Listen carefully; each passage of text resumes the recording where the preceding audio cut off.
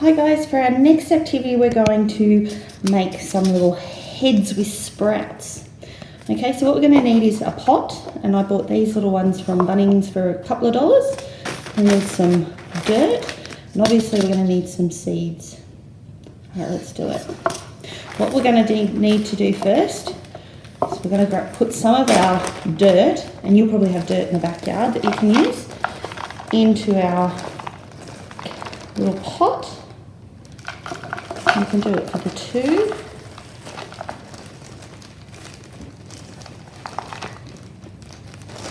Okay. You don't have to fill them up all the way. Leave a little bit of a gap. Right.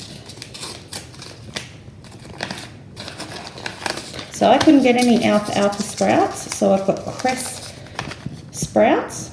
Okay, and you could do these in a little eggshell and make a little head. I'll put a picture up of it. Can everyone see the little head? Yeah. See, that's another idea. You can do it in an eggshell. Okay. Now, because these seeds, okay, can everyone see how small they are? So you want to be careful you don't lose them when we're trying to plant them.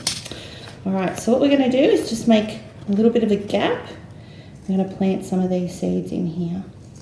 Doesn't matter if they're close together, because they'll all grow out. Okay, so we'll put a few in there and cover them up.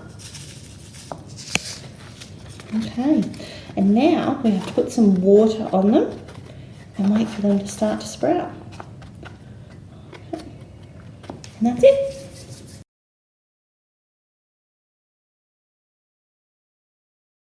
And this is what you'll need for the next workshop. I'm going to show you how to make fake boils and some sinister looking skin lesions on your skin. Some red, yellow and green food colour, some Vaseline, some earbuds, a plate or a bowl and some tissues.